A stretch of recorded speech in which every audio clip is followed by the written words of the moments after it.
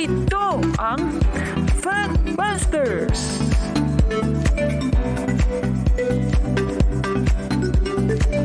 Sa puntong ito ng ating programa, kung hindi ka pa nakasubscribe, pakiclick po ng subscribe button at ang notification bell para updated po tayo sa ating mga susunod na videos. Kaya, let's go at simulan na natin! Silipin muna natin si Agustin Taliser. Kasi si Agustin, mayroon tong gustong itanong kay Gabriel. Agustin? Hello po, magandang gabi po sa lahat, lalo na sa punto po, punto. Ganun din po kay Padre Gilbert, Buonasera, Padre Gilbert, DUD Didinica. Okay po.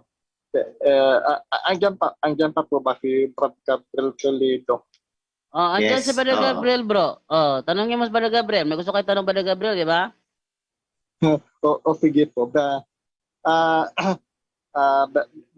Kasi minsan narinig, di ba bro Gabriel ba, bago ka lumipat ng MCG ay dati ka rin Katoliko, di ba?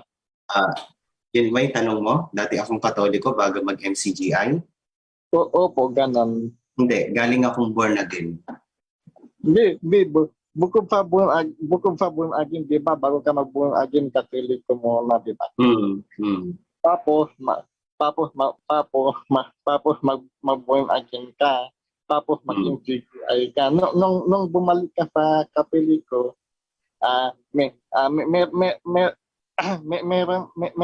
meron akong ipatanong sa yung sa Biblia, maipapabasa o kay Brad Jando kung anong reaction mo po ito, kasi yung mga dating Katoliko na mag-MCG ay bumalik sa Katoliko, ang katumbas na niya sa iwan ko na kung anong reaction ni dito Brad Gabriel, kasi alam ko familiar na ko yung sa Ikalawang Pedro 2:22. Ang nangyari sa kanila ay nagpapatunay na totoo ang mga kasabihang ang aso pagkatapos sumuka ay muling kinain ng nailuwana, at ang baboy ay pinaliguan ay bumalik sa putikan. Anong gusto mo itanong kay Brother Gabriel dyan? Kung siya ba na baboy? Hindi. At kunin natin yung sentido ni Agustin, patutunayan kung mali yung unawa niya rito. Sige, Agustin, anong tanong mo kay Gabriel dyan? Kung ano po talaga ang reaction niya. Hindi. Ano tatanong mo dyan? Relihiyon ba yan? Tingnan mo kasi kay Gabriel kasi na dati siya Katoliko, naging born again, naging MCGI, ngayon bumalik sa Katoliko. Tapos ito lahat ng ano mo. Yan ba ang ibig mong sabihin dyan, Agustin, na ano ang anong reaction ni Gabriel dyan na gusto mo pasagutin sa kanya? Yan ba? Opo, ganun na nga. Brother Gabriel, sagutin mo. Eto, sa kanina na nga. Ipinapalabas mo ba kapatid na Taliser, yan ako? Pangkahan ng kapatid na Taliser, total pares naman tayong galing sa MCG ay yan ba ako, kapatid na Taliser? Yung nangyari ayon sa kawikaang tunay, nagbabalik na muli ang aso sa sariling suka, at sa paglulubado sa pusali ang babaeng baboy na nangahugasan. Yan ba ako, kapatid na Taliser? Straight to the point lang tayo. Hindi, kasi ang pagkasabi ng Pagpili sa atin, yung mga... Hindi. Kapatid na Taliser, diretso mo akong sagutin. Kasi si Brad Eli, alam natin, prangkahan yan eh. Di ba? Prangkahin mo ko. Ako ba yan, kapatid na Taliser, yung sa 2:22 ng Ikalawang Pedro? Hindi ko masasabi kung ikaw. Hindi. Kapatid na Taliser, huwag tayong playing safe. Parang di ka naman MCG na yan, no? Bro Gabriel, para bang paano yung tanong ni Bro Taliser, para bang gusto niyang sabihin, alin ka sa dalawa, aso o baboy? Hindi, kaya tinatanong ko kasi dahil ano po yung diwa ni kapatid na Taliser, brother. Teka, para maging malinaw tayo dito. Agustin, ano ang ibig sabihin ng talatang yan? Yung palapang yan, masa versikulo 20 yata bago pumunta sa 22. O sige, 20. Masahin sa 20. 20, sa 20. Ito, 20. Sapagkat kung nakatakas na sa kasamaan ng sanlibutan ang mga taong kumilala kay Jesucristo na Panginoon at tagapagligtas, ngunit muli silang maakit sa dating masamang gawain at tuluyang mahulog dito, ang magiging kalagayan nila ay masahol pa sa dati. Tanong ko sa iyo, Brother Agustin, ano ang masamang gawain na binalikan ni Gabriel? Hindi naman sa tabi. Hindi, sumagot ka ng diretso. Brother John, sige, ako na muna bahala, no? Sige, Kapatid na go ahead. taliser, huwag tayong mag-ano dito para naman tayong magpa-plastikan pa ba tayo dito? Parehas tayong MCG. Ay, naku, parang ano naman, ayok, wag ka playing safe. Si kapatid na Eli nga, sinabihan, anong gago si Father Darwin. Kaya sinabi na gago si Father Darwin, alam niya kung bakit, di ba? Malakas loob niya. Ikaw playing safe ka, wag ganun kapatid. Diretsuhin mo ko, ako ba yung tinutukoy dyan sa paningin mo? Yung 2.22 ng ikalawang Pedro. Kapatid na taliser, oo, hindi na lang, wag ka na magpaliwanag. Ano ko naman ibig mong sabihin eh? Gusto ko lang Hindi po ako siya. Hindi. Ay, Ewan hindi means mo oo. talata. Ewan ba? Ewan ang sagot mo? Pag ewan means oo, yun ah. Ewan. Ayun. Oo daw, Gabriel. Linaw. Babasahin ko ulit, papamukha ko kay kapatid na taliser, yung talatang biniwit. Ako daw yan. Kapatid na taliser, ito papamukha ko sa iyo yung talata. Nangyari sa kanila ayon sa kawikaang tunay. Nagbabalik na muli ang aso sa kanyang sariling suka at sa paglulubalob sa kusali ng babaeng baboy na nahugasan.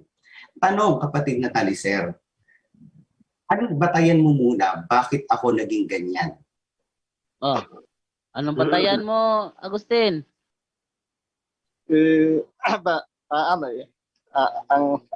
Ang pagkakaalam ko lang po, pero hindi ako basta-basta sumasagot sa Hindi, sagutin mo. Anong batayan mo, bakit mo ginamit yan kay Brother Gabriel?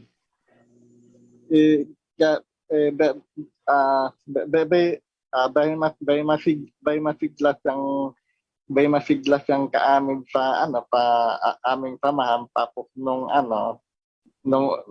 umpi-umpi masang umalis at bumalik sa Katoliko, parang ganon. Yan. Gabriel, yun ano niya. Palawak. Ayun. So, ibig sabihin, kapatid na ito base sa pagkaunawa ko sa sinabi mo So, ibig sabihin, dati masigla ako sa MCGI. Yun nga, pumasok pa ako ng seminaryo, nag-aral pa ako ng manggagawa, dumadalo din ako ng pasalamat ng 6 hours, kagaya mo, dumadalo din ako ng worship service, no? Kagaya mo din, naging talagang 100% ang tiwala ko kay Ginoong Soriano kahit na laging nagpapalusot ng namamali sa diwa, makakarating sa pagkaunawa. Pero mali talaga yung pinagagagawa niya, pinagsasasabi niya. So, yun yung pagkaunawa ko. Kapatid na taliser, alam mo, hindi ako yan eh. Bintang lang yan. Bintang lang yan. Kung paano nagbibintang si Ginoong Soriano, pati ikaw, pinagbibintangan mo kami, na kami sumasamba sa rebulto, yun din yung sagot ko sa'yo, bintang lang yung kaparatang mo sa akin, kapatid. Hindi ako kasi yan eh. Bro Gab, hindi talaga ito, Bro Gab. Kasi, alam mo, ang exegetical dito kasi sa akin lang according sa naaral ko lang, yung aso kasi bro taliser, scholarly speaking paliwanag ng mga eskolar. Ang aso na tinutukoy sa Biblia, it refers to the Gentiles. At yung baboy naman, it symbolizes yung maruming pananaw ng mga Hudyo sa mga Hintil. So yung mga kasi sa mga Hintil kasi ang baboy iniisip nilang marumi. Kaya nga sa gawa 10, wag mong isipin na marumi ang nilinis niya ng Diyos. So it refers to doon sa mga taong naakay na sa tunay na iglesia, bumalik sa pagkahintil. Kasi kung babasahin mo ang 19, mag-umpisa ka sa 19, nangako sila ng kalayaan gayong naalipin sila ng kamatayan sapagkat alipin ng tao ang anumang nakasupil sa kanya. Tumalikod man sila sa mga makamundong bisyo dahil sa kanilang pagkakakilala kay Kristo na ating Panginoon at tagapagligtas, ginagapos pangmuli sila ng mga ito at sumusuko, masahol pa sa dati at nagiging kalagayan nila. O yun nga mga naakay na, no, imbis na ano ka na sa mabuting gawain, bumalik ka pa doon kaya mas masahol ka pa. Yan ang ano rin si Gabriel, hindi eh. Galing siya sa Katoliko, bumalik siya sa Katoliko. Baliktad ang sayo. Ano sana? Kayo ang tatamaan nito. Kasi kayo galing sa Katoliko, umalis kayo sa Katoliko. Para sa inyo to. Tatanungin ka na yung sir. Ano ba yung totoong explanation sa palata na yan? Ganun lang. Kapatid na Agustin, ako yung titira sa iyo dito. Unang-una ginamit mo ikalawang Pedro 2:20. Tanong ko sa iyo, anong masamang gawain ang binalikan ni Gabriel? Wala po akong alam kung ano. Hindi, ginamit mo kay Gabriel eh. Nako, Diba, ginamit mo kay Gabriel kasi ang leading question mo, dati kang Katoliko. Sabi ni Brother Gabriel, ako ay dating born again. Bago ka nag-born again, ano ka? Catholic. Yan ang leading question mo. Hindi mo ako maaano dito, Brother Agustin. Yan ang leading question mo. Basa ko. Alam mo kung ano yung sinong ama ng kasinungalingan, Brother Gabriel? Sinong ama ng sinungaling? Satanas. Satanas. Mas basahin na lang natin kung sinong ama ng sinungaling. 1:8:44. Sinong ama ng sinungaling? Sabi dito, kayo'y sa inyong amang dyablo at ang mga nais ng inyong ama ang ibig ninyong gawin.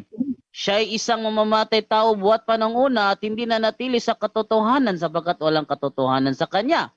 Pagka nagsasalita siya ng kasinungalingan, ay nagsasalita siya ng saganang kanya. Sapagkat siya'y sinungaling at ama nito. Tama ba, Agustin, na si Satanas ang ama ng mga sinungaling? Ay, siyempre naman po. Ngayon, tanong ko sa'yo, ginamit mo itong ikalawang Pedro 2:22 kay Brother Gabriel. Ibig mo ba kang ipatunog na si Brother Gabriel ang tinutukoy dyan na baboy na matapos hugasan bumalik sa pusali? Oo o hindi? Ewan po. Hindi. Ewan means oo. Bakit mo tinanong kung si Brother Gabriel ba ay nanggaling sa Katoliko? Hindi kasi tinisting ko lang itanong sa kanya kung Tinisting mo kung siya galing sa Katoliko. Tapos binasa mo ang ikalawang Pedro 2:22. Bakit mo ginamit ang ikalawang Pedro 2:22 matapos mo siyang tanungin kung galing ba siya sa Katoliko? Ano, Brother Jando, i-rephrase natin yung natin yung tanong. Ano bang aral sa atin ni Ginoong Soriano? Kapatid na Taliser sa 2:22 na yan, ikalawang Pedro. Ayan, ikaw mismo magsalita. Tingnan ko na kung di mo alam yan. Ano ang pakahulugan ni Soriano sa ikalawang Pedro 2:22? Galing Katoliko, bumalik sa Katoliko, ganon? Parang ganon nga po. Ganon. Tinanong mo si Brother Gabriel. Ibig ko ba sabihin na siya ay bumalik sa pusali? Ano? Oo, hindi lang kapatid. Oo, hindi. Hindi po. Ano hindi? Baliktad. Ay, Brother Jando, baliktad yung kanilang unawa, Brother Jando. In-explain ko na kaganina. Sa Taliser. Ang konteksto niya, kung mabasahin mo umpisa sa 90, ang konteksto niya, yung tao galing sa kasamaan. Yun nga. Teka muna, Brother John Ray. Ginamit niya kasi kay Brother Gabriel. Inamin niya ngayon na ang pakahulugan ni Soriano sa talatang yan, galing ka Katoliko, bumalik ka sa Katoliko. Kaya nga, Yun baliktad. ba? Yun ba, Brother Gabriel? Agustin? Yun ba? Yun ba kahulugan mo na si Brother Gabriel galing sa Katoliko, umalis sa Katoliko, so gaya siya ng baboy na bumalik sa pusali. Tama ba? Ayun sa turo ni Brad Ili, yung Ayun, ngayon, patunayan natin na maling turo yan ha. Pangalawang tanong, 2:20, bumalik sa masamang gawain. Si Brother Gabriel, sabi mo, tanong ko sa'yo, anong masamang gawain na binalikan ni Brother Gabriel? Yung bumalik siya sa Iglesia Tayo ni Cristo o yung manatili sa Iglesia Tayo ni Eliseo Soriano? Hindi ko pa masasagot kasi hindi ko alam. Brother Jando. Kaya nga, Brother Jando, bro, kaya nga sabi ko, baliktad ang kanilang eksplanasyon. Kasi kung umpisahan mo talaga pagbasa sa 19, Brother Taliser, ikaw, naakay ka sa pagkakatoliko. Si Brother Gab, hindi siya inakay sa pagkakatoliko, katoliko na siya. Ito ang konteksto, si Brother Gabriel, since birth Catholic na siya, hindi siya inakay. Kayo ang nangakay sa kanya. Bumalik lang siya sa pagkakatoliko. No, i-reverse natin. Kayo galing katoliko. Umalis kayo sa katoliko, hindi na kayo bumalik. Pangalawa, Brother Agustin, ang tinutukoy nitong talatang ito, ikalawang Pedro 2:22, hindi sa relihiyon to. Walang kinalaman ng relihiyon dito. Kaya ang itinuro sa iyo ni Eliseo Soriano ay isang napakalaking kamalian. Mananatili ka pa sa mali. Hindi Ano? Kaya magtatanong ko anong tunay na Ay, explanation. hindi. Hindi ako naniniwala tanong yun. Hindi, insulto yung Brother Jande. Kasi hindi naman may tatanggi ni kapatid na Taliser yan. Ito Brother Jando, pagbigyan niyo lang ako tatanong lang ulit ako dito kayo. Akala niya nakapunto siya ron. Ay, hindi. hindi naman ako papayag ng kapatid na Jando. Ito pa kapatid na tatanong ko lang. Kapatid na Taliser, babalikan ko ulit yung ibinibintang mo talata sa akin. Kahit di mo naman aminin. Yung 2:22 ng ikalawang Pedro, ang gamit ko na Bible version dyan, yung modified, yung binago ng iglesia na tatag ng Ginoong Soriano. Alam mo din yan eh. Kapatid na Taliser, ano ba yung aso sa pananaw ng MCGI? Aso. Yung di ko alam kung ano yung aso. Oo mo naman, kapatid na Taliser. Pag nabasa ko kung ano meaning ng aso sa paningin ng MCGI, tatanggapin mo sinungaling ka ngayon? Oh, ayan, maganda yan. Ano? Hindi, kapatid na Taliser, pakisagot. Lagi binabasa yan eh. Huwag ka na mag-playing safe kasi kapatid na Taliser, alam mo kung ako ugaling MCGI pa rin yung papairal ko ngayon, baka mamura kita ng live. Pero hindi na kasi ako ng MCGI. Ayoko na nung ugali ni Ginoong Soriano na minumura yung mga kaparian, di ba? O, di ba? Turo din naman sa atin ni Ginoong Soriano, wag daw murahin daw yung kapag di naman daw talaga nakaukol eh. O, so, di ba? Kaya ngayon tinatanong kita kapatid na Taliser, kung mabasa ko ba yung meaning ng aso dyan sa kasi sabi mo di mo alam eh. Di ako naniniwala doon 2019 ka na di mo alam yan. Kung mabasa ko yung meaning ng aso sa turo ng MCGI, tatanggapin mo ba kapatid na Taliser, nagsisinungaling ka ngayon? Hindi kasi bago lang akong umamin. Hindi. Wag mo akong alam lukuhin ko kapatid nga na Taliser. Brother Gabriel, alam ko nga na hindi ako membro eh. Yun nga eh. Imposible ang kapatid na Taliser. Nakadalo ka ng doktrina 2019? Ano ba naman yan? Huwag tayo maglukuhan dito kapatid na Taliser. Kung mabasa ko. Wala akong maalala. Sige, ganito na lang. Ganito na lang. Bababaan ko na lang. Tatanggapin mo ba kapatid na Taliser pag nabasa ko yung meaning ng aso dyan according sa aral ng MCGI, tatanggapin mo, ignorante ka ng MCGI, ignorante ka pa sa pananampalatayang Katoliko. Kapatid na Taliser, okay lang ba yun? Hindi ka, sabihin mo naman kung ano palagay Hindi, kapatid na Taliser, kailangan ko kasi ng assurance. Kasi it seems to me na ako kung ugaling MCGI ako ngayon, ma-insulto talaga ako. Kasi matake mo, ibintang mo sa akin yung ikalawang Pedro 2:22. Kung ako MCGI, ma-insulto ako talaga niyan. Kasi sa MCGI, di ba, pag insulto tayo, minumura pa nga natin sa comment section, tanga, bobo, inutil, tarantado. Di ba ganyan?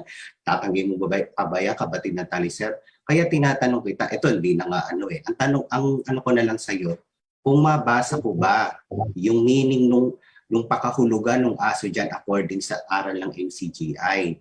Tatanggapin mo, ignorante ka sa MCGI, ignorante ka pa sa pananampalatayang Katoliko. Kasi ikaw nagsabi kanina, hindi mo alam yan. Oh. So, ngayon, ibinibintang mo sa akin ngayon itong talata na to, ngayon nasa Katoliko ako. So, ibig sabihin, hindi mo din alam yung aral ng Iglesia Katolika. Kaya, simple lang yung tanong ko, kapatid Talisar. In fact, hahanga ako sa iyo kasi tapat ka. Sa dinami-daming NCGI na nangahamon kay Brother Chando, no? Yung hindi naging tapat, ikaw lang ang kauna-una ang magiging tapat. Simple lang yung tanong ko, kapatid na Talisar. Kung mabasa ko yung meaning ng aso dyan according sa aral ng MCGI, tatanggapin mo ba ignorante ka sa MCGI, ignorante ka sa pananampalatayang MCGI, ignorante ka pa sa pananampalatayang Katoliko? Please answer, go ahead. Teka, medyo iba man sa sagot ko. Ang maalala ko yata, baka yung aso mama sa Isaya, sinong asong mapapakaw, kailangan walang tabis program, yun yata. O, edi alam mo naman pala, o di niloloko mo pala kami ng harapan sa live. Ayan, nakaredy, oh. Oh, edi ibig sabihin pala, kapatid na Talisar, niloloko mo lang kami ng live. Niloloko mo kami ng live, kapatid na Talisar. Hindi naman po, kasi ngayon ko lang po maalala po. Ngayon ko lang maalala. Naku naman. Oy. Kapatid na Hindi ko Talisar naman, no, naalala. maglolokohan pa ba tayo dito? Napaka-anti-Catholic natin. Diba? Ang tingin pa nga natin kay Father Darwin ng araw, aso yan eh. Sinungaling siya eh. Oh. Diba? Agustin. Brother Agustin, tanong ko sa iyo, Brother Agustin, sa ginagawa mong yan ngayon, natutuwa kaya ang Diyos sa iyo? Hindi po. Ayun. Honest Buti ka. alam mo. Hindi. Sa ngayon ba tayo? Nagtatapang ako eh. Okay, lagpas na tayo. Nagsigna na si Brad Windel. Oh, pasensya ka na. Patulogin na natin si Talisar. Sige, umami na siya kapatid na Jando, okay na. Nakuha na natin yung gusto nating sagot. Pwede na siyang magpahinga. Papakumbaba lang po ako katabi. Ayan, nakuha na natin yung ating sagot.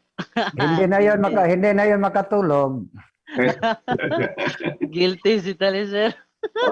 Okay na yun, mga Oh. kapatid. Patawarin Okay na na lang lang. natin yan.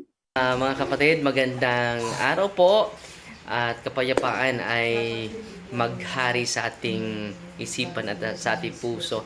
At follow and subscribe, Factbuster PH at The Beloved Catholic sa Facebook page ni Kaburnok. At abangan nyo si Kaburnok, no? Dahil marami siyang i-reveal na mga maling aral at matutuhanan natin ang katotohanan. Dahil ang katotohanan ay magbigay sa atin ng tunay na kalayaan. God bless!